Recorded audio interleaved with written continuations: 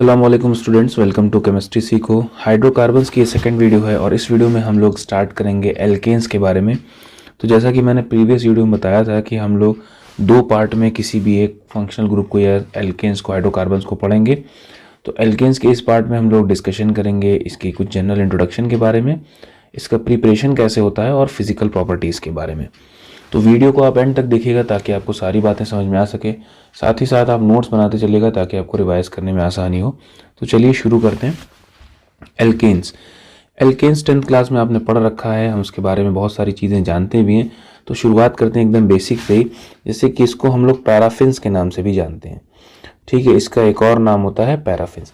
Paraffins actually जो है word derive किया गया है पैरम और एफिनिस से। ठीक है ना, दो वर्ड होते हैं। लैटिन ज़बान जो होती है उसका ये वर्ड होता है। पैरम माने होता है लिटिल यानी थोड़ा सा, और एफिनिस का माने होता है एफिनिटी, मतलब ये ज़्यादा रिएक्टिव नहीं होता। ठीक है ना, ज़्यादा रिएक्टिव। पैराफिन्स होने का मतलब यही कि ये ज़्यादा रिएक्टिव नहीं होता है। अब ज़्यादा रिएक्टिव नहीं होता यानी कि ये ना एसिड की तरफ रिएक्ट करता है, ना बेसिस की तरफ, ना किसी ऑक्सीडाइजिंग या रिड्यूसिंग एजेंट की तरफ। ठीक है, आसानी से, मतलब ऐसा नहीं कि एकदम रिएक्ट नहीं करता, आसानी से नहीं करता, हमको इसको कुछ एक्सट्रीम लेवल पर ले जाना पड़ता है तो ये रिएक्शंस कर लेते हैं। ठीक है, तो ये लो रिएक्टिव होता है टुवर्ड्स एसिड, बेस या ऑक्सीडाइजिंग या रिड्यूसिंग एजेंट की तरफ। ठीक है ना, कहाँ पे रिएक्टिव होगा? तो हमने जो कंडीशन बताई कि हाई टेम्परेचर पर ये रिएक्टिव होता है और हाई प्रेशर पर, यानी अगर हम टेम्परेचर और प्रेशर को बढ़ा दें तो ये जो होते हैं मोर रिएक्टिव हो जाते हैं, मतलब ये रिएक्शन शो कर देते हैं। ठीक है, तो यानी इससे हमको ये पता चल रहा है कि जनरली एल्केन्स के जो भी रिएक्शंस हमको देखने को मिलेंगे वो हाई टेम्परेचर और हाई प्रेशर पर मिलते हैं। ठीक है, इसमें जो होता है कार्बन और कार्बन में सिंगल बॉन्ड प्रेजेंट होता है और कार्बन हाइड्रोजन में सिंगल बॉन्ड प्रेजेंट होता है। ठीक है ना, तो कार्बन और कार्बन में सिंगल बॉन्ड जो प्रेजेंट होता है उसकी बॉन्ड लेंथ जो होती है वो अप्रॉक्सीमेटली 154 पिकोमीटर्स होती है। इसके साथ कार्बन और हाइड्रोजन के बीच में जो बॉन्ड लेंथ होती है वो 110 पिकोमीटर के अराउंड होती है। तो ये हो जाती है हमारे इसकी बॉन्ड लेंथ। इसके बाद अगर हम हाइब्रिडाइजेशन की बात करें तो ये sp3 हाइब्रिडाइजेशन शो करते हैं, यानी कि टेट्राहेड्रल ज्योमेट्री शो करेंगे। ठीक है, जो सबसे छोटा हमारा मीथेन होता है इसके बारे में हमने 3D रिप्रेजेंटेशन में पढ़ रखा था। इस तरह से करके हम लोग रिप्रेजेंट करते हैं, ये हो जाता है हमारा टेट्राहेड्रल स्ट्रक्चर। अगर हम इनके बीच की बॉन्ड एंगल्स की बात करें तो 109 डिग्री 28 मिनट्स का एंगल मिलता है हमको। ठीक, इनके बीच में जो एंगल होता है वो होता है 109 डिग्री 28 मिनट्स का। ठीक, तो ये सारी कुछ जनरल बातें हैं। अब आ जाते हैं हम इनके सिंपली किस पर, प्रिपरेशंस पर। तो इनको प्रिपरेशन करने के, इनको प्रिपेयर करने के बहुत सारे तरीके हैं, कुछ लेबोरेटरी मेथड है, कुछ कमर्शियल मेथड्स हैं, तो उनको हम लोग देखेंगे। तो सबसे पहला जो होता है वो होता है अनसैचुरेटेड हाइड्रोकार्बन से प्रिपेयर करना। अनसैचुरेटेड हाइड्रोकार्बन से प्रिपेयर करने का आपने क्लास 10th में भी पढ़ा है कि हम एडिशन रिएक्शन कर देते हैं। ठीक है, सिंपली कौन सा रिएक्शन कर देते हैं? अनसैचुरेटेड हाइड्रोकार्बन में हम लोग एडिशन रिएक्शन कर देंगे तो हमको मिल जाएगा। तो जैसे मान लीजिए हमने लिया एक general alkene CH double bond CH2, यहाँ पर R जो है ना ये एल्काइल ग्रुप को रिप्रेजेंट कर रहा है, इसको ध्यान दीजिएगा। एल्काइल ग्रुप में हमारे मिथाइल भी हो सकता है, प्रोपाइल, ब्यूटाइल, हेक्साइल, कुछ भी हो सकता है। ठीक, इसका रिएक्शन हम करा देते हैं हाइड्रोजन से। हाँ, ध्यान रखना है कि यहाँ पर हम कैटलिस्ट इस्तेमाल करेंगे, वो होगा रेने निकल। ठीक है, रेने निकल जो होता है एक स्पेशल टाइप का निकल होता है जो पाउडर फॉर्म में होता है, उसको हम इस्तेमाल करते हैं। प्लेटिनम का भी इस्तेमाल कर सकते हैं या पैलेडियम का। तो इसमें होता क्या है कि हाइड्रोजन दोनों डबल बॉन्डेड कार्बन एटम में ऐड हो जाता है और हमको मिल जाता है क्या, एक एल्केन। ठीक है, यहाँ पर हमारा एल्कीन से ये कन्वर्ट हो गया किसके अंदर, एल्केन के अंदर। इसका एग्जाम्पल देखना चाहें तो सबसे छोटा एग्जाम्पल जो होगा वो होगा CH2 double bond CH2। Simply hydrogen से रिएक्शन कराया, रेने निकल कैटलिस्ट इस्तेमाल किया और यहाँ पर हमको देखने को मिल गया इथेन। तो हमने देखा क्या कि इथीन से ये कन्वर्ट हो गया किसमें, इथेन में। ठीक है ना, हमने नाम लिखना ऑलरेडी बताया था कि प्रीवियस वीडियोस में आप देख सकते हैं कैसे नाम नोमेनक्लेचर वगैरह किया जाता है। तो हम यहाँ सिंपली इस तरह से चलेंगे। तो पहला तरीका ये था।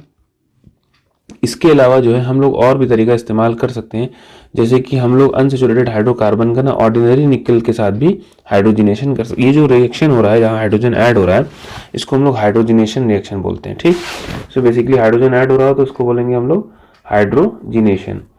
इसी तरह से हम ऑर्डिनरी निकल का भी यूज़ कर सकते हैं। ऑर्डिनरी निकल का यूज़ करने के लिए जैसे हमने लिया इथीन, ठीक, हाइड्रोजन हमको ऐड करना है, ऑर्डिनरी निकल लिया, लेकिन अब यहाँ पर कंडीशन थोड़ी सी बढ़ जाएगी, चेंज हो जाएगी।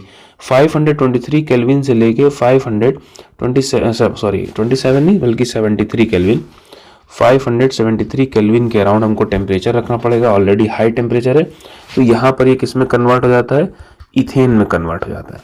ठीक है, ये नॉर्मल निकल इस्तेमाल किया, यहाँ हमने रेने निकल इस्तेमाल किया। रेने निकल बेसिकली क्या होता है ना, एकदम फाइनली डिवाइडेड से पाउडर्ड फॉर्म में होता है। ठीक, पाउडर्ड फॉर्म में होता है, लेकिन ये एक्टिव होता है। और कैसे बनाया जाता है, इसको थोड़ा सा हम एक्स्ट्रा आपको इन्फॉर्मेशन दे देते हैं। इसको बनाया जाता है कुछ ऐसे कि हम निकल और एल्युमिनियम का एलॉय लेते हैं। ठीक है, निकल एल्युमिनियम का एलॉय लेते हैं, इसको हम लोग ट्रीट करते हैं NaOH के साथ। ठीक है, NaOH के साथ हम इसको ट्रीट करते हैं, तो ये किस में कन्वर्ट हो जाता है, फाइनली डिवाइडेड निकल में कन्वर्ट होता है। उसी को हम लोग बोलते हैं रेने निकल। ठीक है ना।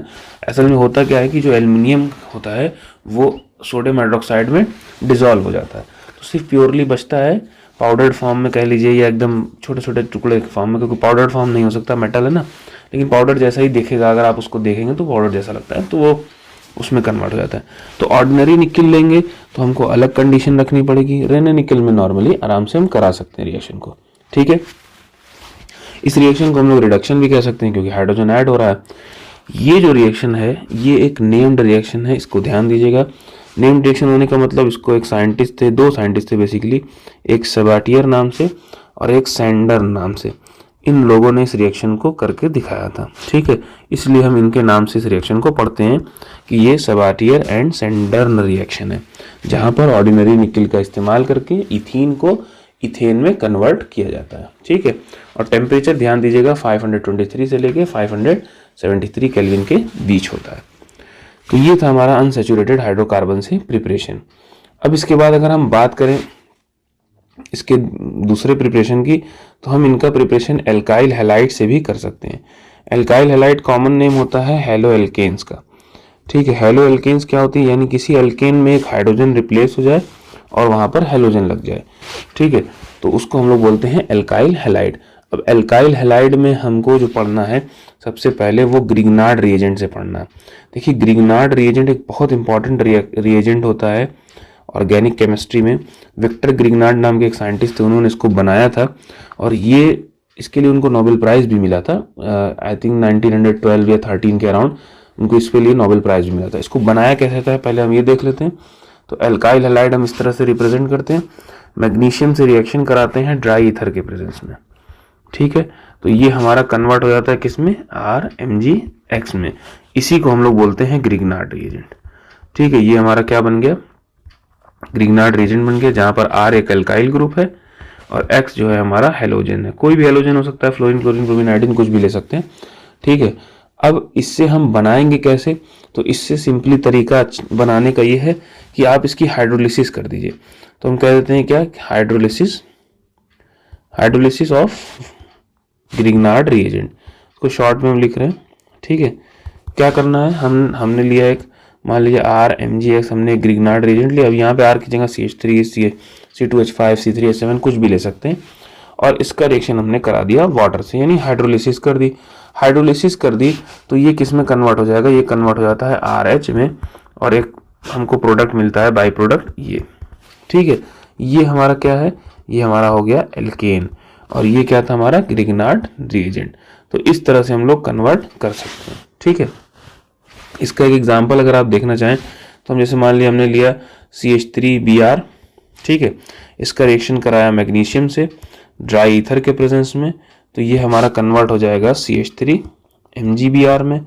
इसके बाद सिंपली हम इसमें क्या करेंगे, सिंपली हम इसमें वाटर डाल देंगे। जब हम इसमें वाटर मिक्स करेंगे तो ये किस में कन्वर्ट हो जाएगा, ये कन्वर्ट हो जाएगा CH3, और H आके लगेगा तो इसको हम लोग CH4 भी लिख सकते हैं, और साथ में हमारे पास आ जाएगा MgOHBr। आप चाहे तो ऐसे स्प्रेड करके लिख दें, चाहे तो ये करके लिख सकते हैं, दोनों में से जैसे भी चाहे वैसे भी लिख सकते हैं। तो ये हो जाता है हाइड्रोलिसिस ऑफ ग्रिग्नार्ड रिएजेंट से। ठीक है, इसके बाद एक और रिएक्शन होता है जो कि ऑलरेडी नेम्ड रिएक्शन है, जिसको हम लोग वुड्स रिएक्शन बोलते हैं। ठीक है, वुड्स रिएक्शन में वुड्स ने क्या किया था, इन्होंने वुड्स रिएक्शन में वुड्स ने क्या किया था कि अल्काइल हैलाइड को ट्रीट किया था सोडियम के साथ, ठीक है, ड्राई ईथर मीडियम में। ड्राई ईथर मीडियम एक तरह से प्रोवाइड करता है, मीडियम प्रोवाइड करता है जिसमें रिएक्शन फास्ट हो जाते हैं, ठीक है। तो इसमें होता क्या है कि 2 मोल्स के लिए 2 मॉलिक्यूल्स ऑफ अल्काइल हैलाइड आपस में जुड़ जाते हैं और जो सीरीज होती है वो बढ़ जाती है। जैसे एग्जांपल के लिए हमने एक अल्काइल हैलाइड लिया RX, इसका रिएक्शन हमने कराया सोडियम से ड्राई ईथर के प्रेजेंस में, ठीक है। तो यहाँ पर होता क्या है कि हमको RR मिल जाता है और NaX मिल जाता है। इसको बैलेंस आउट करने के लिए हमको 2 और 2 करके लगाना पड़ता है, ठीक। तो जैसे हमने लिया, ये हो जाता है हमारा वुड्स रिएक्शन। इसमें एग्जांपल देखें, समझते हैं। जैसे मान लीजिए हमारे पास आ गया CH3Cl, ठीक है, हमने इसका रिएक्शन कराया Na से ड्राई ईथर के प्रेजेंस में। अच्छा, ड्राई ईथर कौन सा ईथर होगा ये भी देख लीजिए, डाई इथाइल ईथर को बोलते हैं हम लोग, ठीक है। डाई इथाइल ईथर जो होता है उसी को ड्राई ईथर बोल रहे हैं, ठीक है। डाई इथाइल का मतलब सिंपली यही होगा CH3 CH2 CH2 CH3, ये हो जाता है। तो अब यहाँ पे क्या होता है, जो दोनों CH3 आपस में जुड़ जाते हैं और हमारे पास यहाँ पे NaCl मिल जाता है, ठीक है। अब ये हो गया हमारा क्या, इथेन। यहाँ पर हमने क्या लिया था, यहाँ पे हमने लिया था क्लोरोमीथेन, कहते हैं इसको IUPAC के टर्म्स में, और कॉमन टर्म्स में इसको मिथाइल क्लोराइड बोलते हैं, ठीक है। तो मीथेन से किस में कन्वर्ट हो गया, ये इथेन में। तो यहाँ पर सीरीज बढ़ जाती है कार्बन की। तो ऐसा देखने को हमको मिलता है वुड्स रिएक्शन में, ठीक है। तो ये था हमारा वुड्स का रिएक्शन। अब इसके लिए कुछ मैकेनिज्म भी होते हैं, जैसे कि हमारा क्योंकि अल्काइल हैलाइड है तो इलेक्ट्रोनेगेटिविटी ज़्यादा होगी, तो एक तरफ नेगेटिव चार्ज ज़्यादा होता है, एक तरफ पॉजिटिव चार्ज। तो इसके ऊपर बहुत सारा डिस्कशन हो सकता है, लेकिन हमारे सिलेबस में उसका कोई वो नहीं दिया हुआ है मैकेनिज्म वुड्स रिएक्शन का, तो हम उसको स्किप करेंगे, उसको नहीं देखेंगे, ठीक है। और ना आप चाहें तो हम आपको अलग से सेपरेट में बता सकते हैं। अगर आप कमेंट सेक्शन में बताएंगे कि नहीं इसका मैकेनिज्म भी चाहिए, तो हम उसके लिए सेपरेट वीडियो बना देंगे। छोटी सी वीडियो रहेगी, रील के फॉर्म में कर देंगे अपलोड, तो देख लीजिएगा। अच्छा, इसमें एक सवाल आता है कि एक बहुत अच्छा सवाल आता है कि क्या होगा अगर हम दोनों अलग अलग चीज़ें लें। जैसे मतलब अलग अलग चीज़ें लेने का मतलब, जैसे मान लिया हमने लिया एक CH3Cl, ठीक है, और मान लेते हैं एक हमने ले लिया CH3CH2Cl। अब ये दोनों अलग अलग हो गए। हमने 2 सोडियम लिया, ड्राई ईथर मीडियम में इस रिएक्शन को कराया, तो हमको क्या देखने को मिलेगा कि ये कन्वर्ट हो जा रहा है CH3 CH2 CH3 में, ठीक है। उसके अलावा NaCl बन रहा है, ठीक।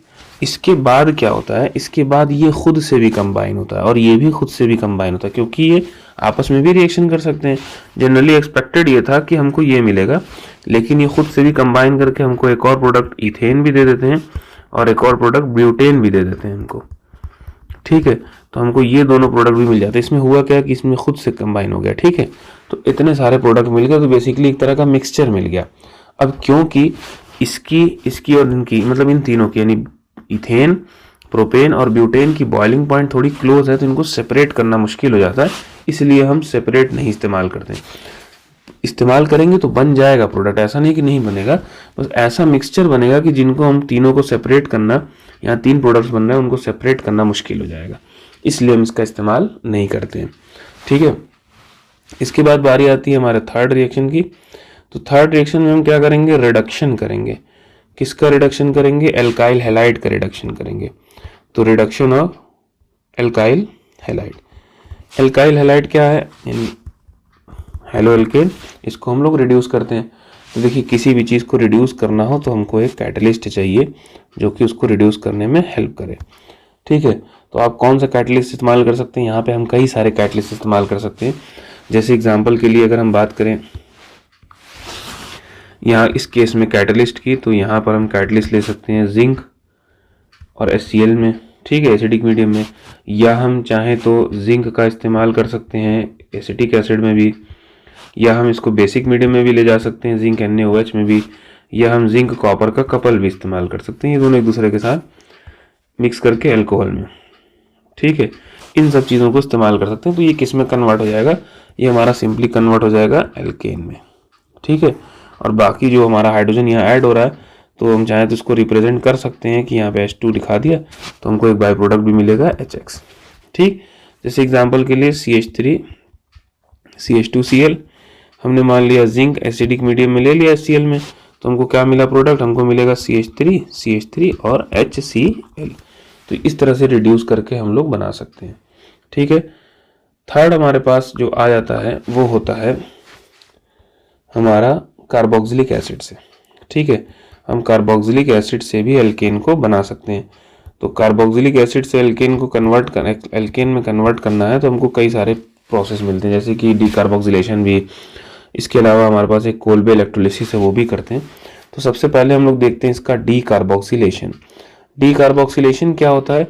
डीकार्बोक्सिलेशन सिंपली हम लोग कार्बोक्सिलिक एसिड वाले ग्रुप को यानी COOH को रिमूव करेंगे, इसी को बोलते हैं डीकार्बोक्सिलेशन होना। ठीक है, तो हमने क्या किया, हमने रिएक्शन कार्बोक्सिलिक एसिड ली एक जनरल, इसका रिएक्शन कराया NaOH से। ठीक है, तो हमको क्या मिल जाएगा, इसका एक सॉल्ट मिल जाएगा और वाटर मिलेगा, क्योंकि ये बेस है और ये हमारा एसिड है, तो हमको क्या मिल गया, एक सॉल्ट मिल गया। ठीक है, सोडियम कार्बोक्सिलेट मिल गया। अब हम इसको क्या करेंगे, सोडियम कार्बोक्सिलेट को ही अगेन सोडियम हाइड्रोक्साइड से रिएक्शन कराएंगे, लेकिन इस बार हम कैल्शियम ऑक्साइड के प्रेजेंस में, और टेम्परेचर ले जाएंगे 630 केल्विन पर। तो जब हम इस पे हीट करेंगे कैल्शियम ऑक्साइड के प्रेजेंस में, तो ये कन्वर्ट हो जाता है किसमें, एल्केन में, और हमको बाई प्रोडक्ट मिलता है वॉशिंग सोडा या Na2CO3। तो इस तरह से हम लोग इसको कर सकते हैं। अच्छा, R की जगह आप CH3 CH2H5 कोई भी चीज़ें रख सकते हैं, क्योंकि वो एक एल्काइल ग्रुप है। ठीक है, इनिशियली जब हम नॉमेनक्लेचर बता रहे थे वहाँ बताया था हम R में क्या क्या रख सकते हैं। इसके अलावा जो दूसरा मेथड हमने बताया वो है कोल्बे मेथड, या कोल्बेज इलेक्ट्रोलाइटिक मेथड भी बोलते हैं इनको, क्योंकि ये नेम्ड रिएक्शन है तो इसको ज़रा ध्यान से समझिएगा। इलेक्ट्रोलाइटिक मेथड, यहाँ पर थोड़ा सा हमको इलेक्ट्रोलिसिस भी करनी पड़ेगी। इलेक्ट्रोलिसिस में करंट वगैरह जो लगाया जाता है। ठीक है, इसमें हम लोग क्या करते हैं, इसमें हम लोग सोडियम कार्बोक्सिलेट लेते हैं। अगेन वही, इसको हम लोग सोडियम कार्बोक्सिलेट बोलते हैं, RCOONA। इसको हम क्या बोलते हैं, सोडियम कार्बोक्सिलेट। सोडियम कार्बोक्सिलेट को अगर हम क्या करें, वाटर के साथ मिक्स करके, ठीक है, इसकी हम करते हैं इलेक्ट्रोलिसिस। जब हम इसको वाटर के साथ मिक्स करें, क्योंकि एक वीक साल्ट है, वाटर में जाएगा तो डिसोसिएट होगा, जब इलेक्ट्रोलिसिस करेंगे तो यहाँ पर हमारे पास मिल जाता है हमको RR। बाई प्रोडक्ट इसके बहुत ढेर सारे होते हैं, जैसे सोडियम हाइड्रोक्साइड है, हाइड्रोजन गैस है, कार्बन डाइऑक्साइड, ये सारी चीज़ें। इसको थोड़ा बैलेंस करना पड़ेगा, तो हमको चीज़ें को यहाँ पर 2NaOH हो जाएगा और यहाँ 2CO2, इस तरह से बैलेंस करना पड़ेगा। तो यहाँ पर हमको ये मिल जाता है कोल्बे का इलेक्ट्रोलाइटिक मेथड। बेसिकली करना क्या है, सोडियम कार्बोक्सिलेट यानी कि कार्बोक्सिलिक एसिड के सोडियम साल्ट को हम हाइड्रोलाइज्ड कर देंगे। ठीक है, और साथ में करंट लगाएंगे, करंट पास करेंगे, इलेक्ट्रोलिसिस करेंगे, तो वो डिसोसिएट होकर कन्वर्ट हो जाता है किसके अंदर, एल्केन के अंदर। ठीक है, तो ऐसे इसका प्रिपरेशन किया जाता है। थोड़ा सा यहाँ पर हम डिटेल में बात करते हैं, इसमें होता क्या है। CH3CONA जो होता है वो आयोनाइज हो जाता है। ठीक है, आयोनाइज होकर कन्वर्ट होता है CH3 मतलब एसिटेट आयन में। और जैसे हम इसको डिटेल में ही डिस्कस कर लेते हैं, जैसे हम एग्जांपल ले रहे हैं इसका CH3CONA का। ठीक है, ये sodium salt of acetic acid है। अगर हम इसकी हाइड्रोलिसिस करते हैं तो ये आयोनाइज होकर कन्वर्ट हो जाती है किसमें, CH3CO- और Na+ में। ठीक है, इसी तरह वाटर भी टूटता है। वाटर किस में टूटता है, H+ और OH- में। अब क्योंकि इलेक्ट्रोलिसिस हो रही है तो ऑब्वियस बात है एक एनोड होगा और एक कैथोड होगा, यानी एक पॉजिटिवली चार्ज होगा, एक निगेटिवली चार्ज होगा। तो यहाँ पर एनोड पर क्या होता है कि एनोड पर हमारा जो एसिटेट आयन है वो चला जाता है। ठीक है, प्रेफरेंशियल डिस्चार्ज होता है यहाँ पे, तो इस पे को प्रीफर करता है। यहाँ पे से ये 2 इलेक्ट्रॉन क्या करता है, लूज करता है। ठीक है, तो 2 इलेक्ट्रॉन को क्या करेगा, लूज करेगा और बना लेता है एसिटेट फ्री रेडिकल। ठीक है, जो कि हाईली अनस्टेबल होता है। अब ये फटाक से किस में कन्वर्ट हो जाता है, CH3, क्योंकि ये 2 है तो ये भी 2 रहेगा, तो ये फटाक से कन्वर्ट हो जाएगा किसमें, इथेन में, और यहीं पर कार्बन डाइऑक्साइड निकल जाती है। ठीक है, कैथोड पर क्या होता है, कैथोड पर हमारा जो ये तो 2 इलेक्ट्रॉन लॉस किया है, ये हाइड्रोजन जो है इन 2 इलेक्ट्रॉन को एक्सेप्ट करते हैं। ठीक, और जब ये एक्सेप्ट करते हैं तो ये कन्वर्ट हो जाते हैं किसमें, ये फ्री रेडिकल में कन्वर्ट हो जाते हैं हाइड्रोजन, फिर बाद में ये रिएक्शन करके H2 बना लेते हैं। तो इस तरह से हमारा एनोड पर क्या होता है, कार्बन डाइऑक्साइड गैस निकलती है और कैथोड पर हाइड्रोजन गैस, और इस तरह से हमारे पास प्रिपरेशन हो जाता है। ठीक है, अब इसमें ये एक सवाल आता है छोटा सा कि हम कोल्बे इलेक्ट्रोलाइटिक मेथड का इस्तेमाल मीथेन बनाने के लिए क्यों नहीं कर सकते। तो इसका वजह यह है कि हमको अगर मीथेन बनाना है तो यानी 1 कार्बन चाहिए, लेकिन यहाँ पर हम देख रहे हैं कि 2 एल्काइल ग्रुप्स लग रहे हैं, तो यानी सिमेट्रिकल पार्ट होता है। ये एक तरह से सिमेट्रिकल हो जाता है हाइड्रोकार्बन। तो सिमेट्रिकल हाइड्रोकार्बन जो है मीथेन में पॉसिबल है नहीं, तो हमको ये नहीं बन पाएगा, ठीक है, इसलिए हम इसका इस्तेमाल नहीं कर सकते। इसी तरह प्रोपेन भी नहीं बनेगा इससे, क्योंकि प्रोपेन में सिमेट्री होती नहीं है, ब्यूटेन में सिमेट्री होती है, दो एक तरफ, तो वो बन जाएगा, ठीक है। तो ऐसे करके हम लोग रिएक्शंस को प्रोसीड कराते हैं कोल्बे इलेक्ट्रोलाइटिक मेथड में। तो ये था हमारा प्रिपरेशन के कुछ जनरल टर्म्स। अब अगर हम बात करें, आ जाते हैं इनकी प्रिपरेशन के साथ इनकी फिजिकल प्रॉपर्टीज़ पे, ठीक है।